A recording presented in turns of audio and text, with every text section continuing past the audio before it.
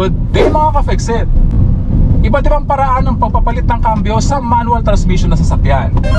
Yan ang ibabahagi ko sa iyo ngayon in this episode of Fixit Dennis, fixing the way we drive.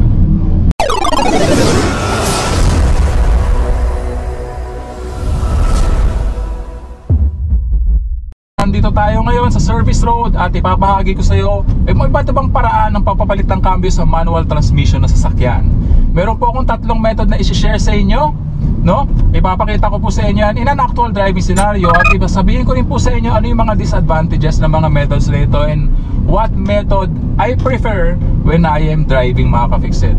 Okay? So tuto ka lang sa video na to kasi mahalagang information ito kung gusto mong matuto ng proper driving ng manual transmission na sasakyan. Okay? So unang-unang method mga ka-Fixit, hindi na ako magpapaligoy-ligoy pa. Off gas then clutch down method mga ka-Fixit, no? Off gas then clutch down method. So gagawin natin yan ngayon, nasa third gear tayo, no? Off gas, clutch down, papalit ako ng cambio to fourth gear. Ganun mga ka-Fixit. Okay? Off gas, clutch down, babalik ko ng third gear. Ayan. So kailangan ko mag-reduce ng speed. Off gas, clutch down, ibabalik ko ng second gear. So sa method na ito, nauuna nating bitawan yung ating gas. So off gas, ibig sabihin bibitawan natin yung ating accelerator pedal, then saka tayo magka-clutch all the way down para makapag-change gear tayo. Okay? Sa method na ito mga ka-Fixit, ang nangyayari, binibitawan natin yung ating accelerator.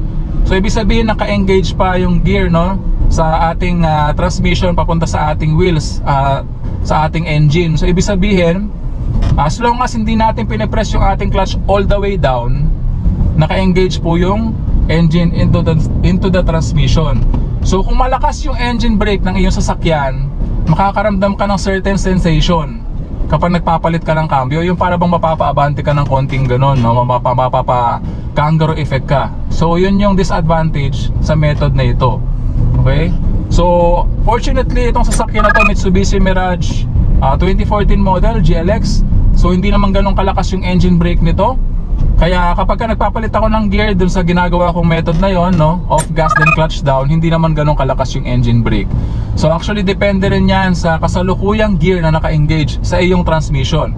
Palagi mong tatandaan na the lower the gear, the higher or the mas malakas yung engine brake ng particular gear na yon habang bumababa ka ng gear. So palagi mong tatandaan yan. Meron kasi mga sasakyan na sobrang lakas ng engine brake, no?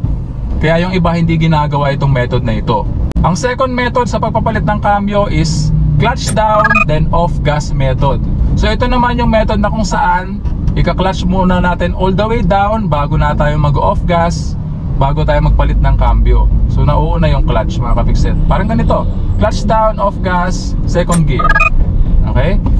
Increase natin yung ating RPM, 2000 RPM. Clutch down, off gas, third gear. Okay, baliktad naman. So kung kanina off gas, clutch down, ngayon naman clutch down, off gas method. So sa pag-perform naman ng ganitong klase ng method mga ka-Fixit, papapalit ng cambio, clutch down, off gas, then saka tayo papalit ng cambio. Ang certain disadvantage naman nitong method na ito, sayang yung gas, nasasayang yung gas, no? Kasi mga ka-Fixit, pag kinlutch all the way down mo na, disconnected na yung ating, partially disconnected na yung ating engine sa transmission ng ating sasakyan. So yung gas na binibigay mo, yung RPM level na dinedevelop mo from the engine sa pagbigay ng gas sa accelerator pedal, wala pong pinupuntahan yun. Kumbaga, hindi siya nagbibigay ng power sa ating sasakyan para umarangkada kasi naka-clutch all the way down ka na, no? So sayang yung gas na sa particular moment na yun. Although hindi naman ganun karaming gas, pero sayang pa din, no? Kaya sa paggawa ng method na yun, may mga pagkakataon na kung napapasobra ka ng bigay ng gas, so ang mahal pa naman ng gasolina ngayon, so pag sinumatotal mo yung ilang beses ka nung nagpapalit ng gear sa ganong klase ng method, medyo malaki-laking gas yung nasasayang. Ito naman yung third method, and the method that I prefer the most, and ito yung method na ginagamit ko talaga ever since nagdadrive ako sa tagal ng career ko sa pagmamaneho. This is called the seesaw method. Alam nyo ba yung seesaw mga ka-Fixit? Yung laro natin mga bata pa tayo, kung maaalala mo, seesaw, di ba? Yan, gumaganyan-ganyan. Yung may kalaro ka sa kabilang side, nandito ka sa kabilang side, tapos nagsisiso kayo. Yan. So dito kasi sa particular method na to, simultaneous yung action. Kumbaga habang nagka-clutch down ka, habang nagka-clutch all the way down ka, binibitawan mo na rin yung iyong gas accelerator pedal, no? Yun yung kagandahan dito sa method na ito. Okay? So kung makikita mo doon sa mga past vlogs ko, kung nanonood ka talaga dito sa channel natin, mapapansin mo yon sa mga past vlogs natin kung paano ko ino-operate yung ating pedal. So seesaw method. Gagawin natin yun ngayon. Naka second gear lang ako. Yan o, third gear. So simultaneous. Habang kina-clutch all the way down ko, pinapakawalan ko na yung ating accelerator pedal. Okay?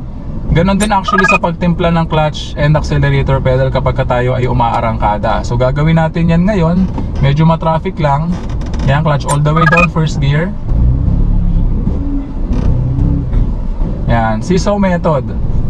So kapag ka nagpapalit ng gear, upshift man yan or downshift, no, may re-recommend ko sa iyo itong method na ito. Kasi hindi tayo makakaranas ng engine brake at hindi rin masasayang yung gas natin. Okay, sa method na ito. Kung narinig mo yung dalawang disadvantage nung dalawang naunang method kanina na pinaliwanag ko sa'yo, hindi yun mangyayari dito sa particular method na ito. So, I highly recommend this method, lalong-lalo na sa mga learner drivers dyan na natututo pa lang magmaneho ng manual transmission na sasakyan, at sa mga matatagal ng driver na nakakapanood ng vlog na ito. Mas maganda, sanayin mo yung sarili mo sa method na ito para habang tumatagal, as time goes by, magiging reflex action ito and muscle memory ng iyong katawan, and magagawa mo na siya eventually kahit hindi mo na siya isipin. Magiging kasanayan mo siya, at kagandahan pa nito, may papasa mo rin siya sa mga susunod pang generation na gustong matutong magmaneho ng manual transmission na sasakyan. Ayan. So medyo matraffic lang. Dito na to sa Dasmariñas, Cavite, no, sa Dasmabayan. So sa mga nakatira dito na subscriber ko, shoutout po sa inyong lahat. Ayan. Antayin lamang natin na medyo mag-clear up ng konti yung traffic. Ayan. Touch all the way down, second gear. So kita mo kung paano ako magpalit ng gear, mga ka-fixit, seesaw method. Ayan, hayaan ko lang mag-glide yung sasakyan, hindi ako nagbibigay ng gas kasi downhill po ito. Pababa itong kalsada na ito. Mukha lang ako nakatapak sa gas pero hindi ko po yan inaapakan para magbigay ng gasolina, no? Hinahayaan ko lang mag-glide yung sasakyan. Ito medyo pababa itong kalsada na ito, oh. Ayan, naka second gear tayo, gamit natin yung engine brake ng second gear, kaya hindi masyadong tumataas yung speed ng ating sasakyan. Pag kailangan pumareno pa, pwede naman. Ayan, medyo may buwelo yung ating sasakyan. At second gear, magbibigay ako ng gas, kaya ng sasakyan umangat dito sa particular uphill na ito. Konti lang naman, kayang-kaya ng sasakyan natin yan.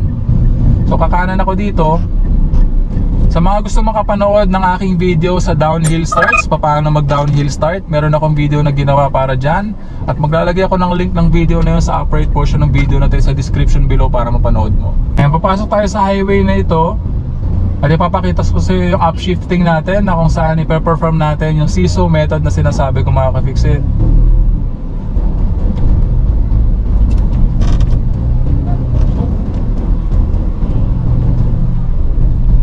Yan.